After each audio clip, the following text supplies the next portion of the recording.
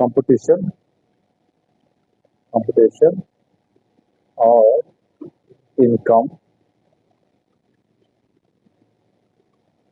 Under the head house property. ठीक है, competition under the head, competition of income under the head house property. इतना clear हो गया। सबसे पहले क्या निकाला था हमने? सबसे पहले हमने निकाली थी ग्रॉस एनुअल वैल्यू। चलो अब सबसे पहले ये बताओ जीएवी निकाली कैसे? सबसे पहले क्या लिया था हमने? सबसे पहले लिया था फेयर रेंट, इसको हमने बोला ए, अब बोला बी। अब बताओ बी में क्या था? Municipal value. सी में क्या था? हायर ऑफ ए और बी। डी में क्या था? Standard rent. Standard rent, standard rent क्या होता था? है ना, थोड़ा इसके बारे में बताएं, इसके बारे में थोड़ा बात कर लेते हैं ना। स्टैंडर्ड रेंट ये क्या था कि जैसे आजादी से पहले क्या होता था? ये होता था कि हम गुलाम थे और उस टाइम पे जो अंग्रेजों के खास खास आदमी हुआ करते थे, उनको वो क्या करते थे कि भाई ये ले भाई, ये गांव तेरा, यहाँ की वसूली वसूली जो करनी है वो तुमने करनी। वसूली भाई बना दिया किसी बंदे को, क्या बन गए वो? जागीरदार जिन्हें बोलते थे, जमींदार होते थे। ज्यादा उनकी खेती होती थी ना सारी, तो टैक्स टैक्स वसूला और इनको दे दिया अंग्रेजों को जो भी करना है। तो पहले उस टाइम पे क्या हुआ, किसी एक के पास तो बहुत सारी जमीन और बाकी के पास कुछ नहीं। अब आजाद हुए, अब आजादी के बाद क्या हुआ, एक बंदे के पास तो बहुत ज्यादा एरिया और बहुत सारे लोग ऐसे जिनके पास कुछ नहीं, रहने के लिए घर नहीं, इनके पास 500-500 मकान। तब ये लोग क्या करेंगे? किराए पर रहेंगे। अब इनकी क्या चलेगी? मनमानी। भाई सपोज करो तुम्हारे पास बिल्डिंग एक है, कमरा एक है, रहने के लिए 1000 लोग आ रहे हैं, तो तुम तो किराए उस हिसाब से बोलोगे, फिर तुम बोलोगे नहीं लाख रुपए महीने का किराया। अब ये लोग कहाँ से देंगे भाई लाख रुपए महीने का किराया? तो उस टाइम पे गवर्नमेंट ने क्या किया, एक एक्ट बनाया, रेंट कंट्रोल एक्ट। क्या बनाया? Rent control act. उसमें स्टैंडर्ड रेंट लिख दिया कि भाई तुम जो है ना, ये जो आपका सपोज एक कमरा है, एक फ्लैट है, कुछ भी है, उसका तुम इससे ज्यादा रेंट नहीं ले सकते। अगर लोगे तो भाई हम देख लेंगे तुम्हें फिर। समझ गए? तो ये स्टैंडर्ड रेंट वहां का है। समझ गए? स्टैंडर्ड रेंट कहाँ का है? उस एक्ट में है। अब बाद में क्या हुआ कि भाई ये जो एक जमींदार आदमी है, वैसे कुछ काम वाम किया नहीं, अपने फ्लैट बेचने शुरू कर दिए, बेचते गए बेचते गए बेचते गए, आज क्या है? आज लगभग लगभग लगभग सबके पास क्या है ही रहने के लिए सबके पास।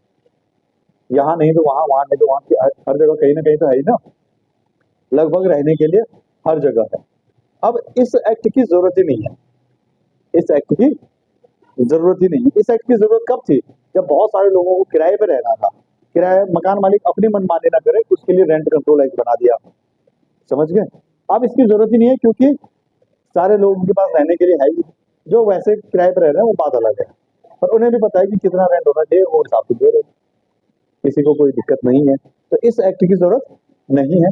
बट कहीं कहीं तो ये एक्ट खत्म हो गया किसी स्टेट में, किसी किसी स्टेट में अभी खत्म नहीं हुआ, अभी चल रहा है, अभी खत्म नहीं हुआ। पर अब इसे खत्म ही समझो, एक तरीके से इसे खत्म ही समझो, क्योंकि गवर्नमेंट किसी के ऊपर इंटरफेयर नहीं करती ना कि तुम इतना रेंट ले सकते हो, इससे ज्यादा नहीं ले सकते। करती है तो तुम घर में किराएदार रखते हो तो गवर्नमेंट से पूछ के रखते हो भाई कितना किराया देना है, अपने हिसाब से रखते हो ना। तो ये एक्ट मानो खत्म सा हो गया है ना, इसे खत्म ही मानो, पर अभी पूरी तरह से खत्म हुआ नहीं है। तो ये स्टैंडर्ड रेंट याद था नहीं, ये लोग जबरदस्ती लाए हैं। यहाँ पे लोगों ने क्या किया, इसको जबरदस्ती यहाँ घुसेड़ा है कि तुम्हारा एक्ट है ना, अब तुम्हारे खिलाफ यूज करेंगे, क्योंकि ये तो उस टाइम की वैल्यू है, जब एक्ट बना था उस वो वैल्यू है ना। अब क्या है, म्युनिसिपल वैल्यू, फेयर रेंट, इन दोनों में हमने बोला जो हायर है। अब इन दोनों में हम क्या बोलते हैं, तो इसे मिटा दो ना।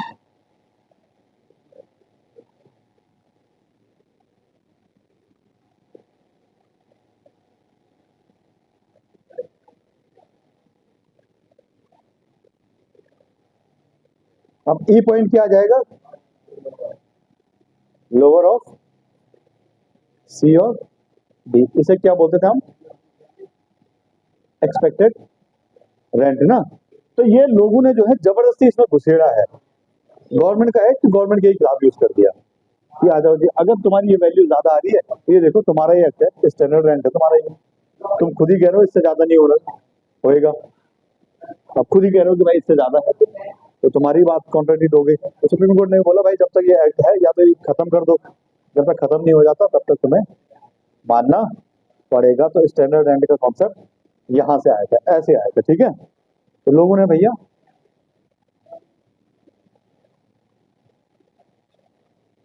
तुम्हारा ही बाण तुम्हारे ऊपर ही मार वाला, ठीक है। अब क्या है, अब बताओ, एक्सपेक्टेड रेंट निकल गया, अब क्या निकालते, अब क्या लिखते थे हम यहाँ पे, रिसीव्ड और रिसीवेबल, ठीक है।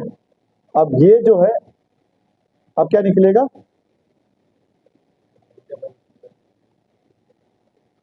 अब क्या निकलेगा, हायर ऑफ ई और एफ, यही क्या बन जाएगी हमारी, जेड। इतनी बात तो समझ आ गई थी, ठीक है। चलो ठीक है, अब आपकी जीए भी निकल गई, उसमें से लेस क्या करते थे, लेस क्या करते, सबसे पहले क्या करते थे, म्युनिसिपल टैक्स। ये लेस करने के बाद क्या निकल के आती थी हमारी, इसको क्या बोलते थे, एनएवी निकल आती थी, ये निकल गई एनएवी। अच्छा, अब इसमें से क्या लेस करते थे, लेस कौन से, डिडक्शन जो भी आपके हैं कौन से वाले, 24 वाले डिडक्शन अंडर सेक्शन 24, इसमें 24A में कौन सा वाला है, 30% ऑफ एनएवी, ये लेस कर दिया। उसमें 24B में कौन सा है, इंटरेस्ट ऑन कैपिटल, ये क्या निकल गई हमारी, income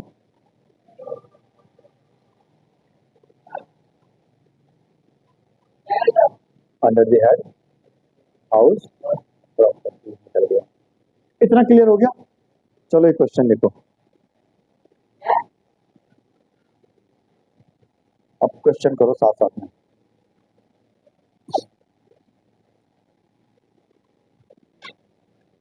mister x has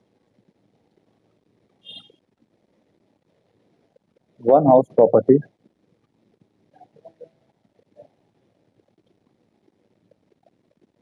which is let out at a rate of 1,80,000 per month, ठीक है। फेयर रेंट इसमें लिख लो 1,90,000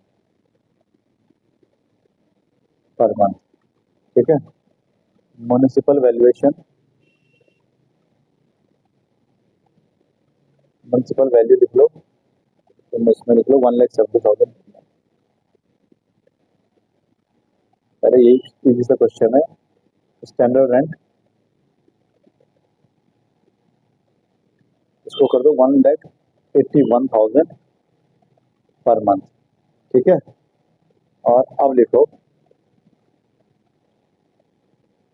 म्युनिसिपल टैक्सेस पेड 80,000, ठीक है।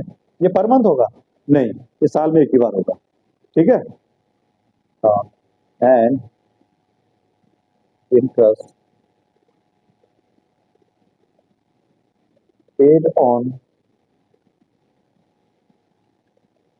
Loan for construction of house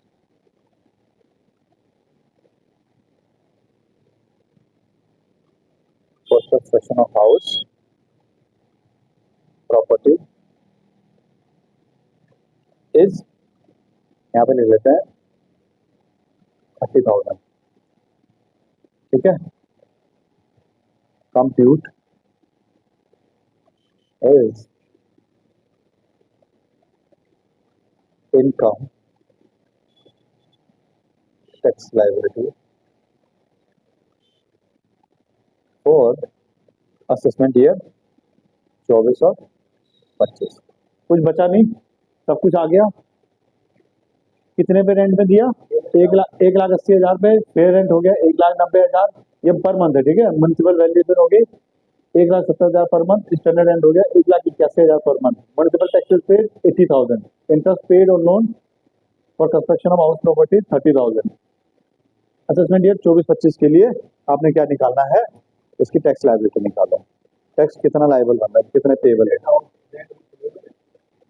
हाँ हाँ, लेट आउट मतलब इतने में उसने एक्चुअल में इतने पे किराए पे दिए है।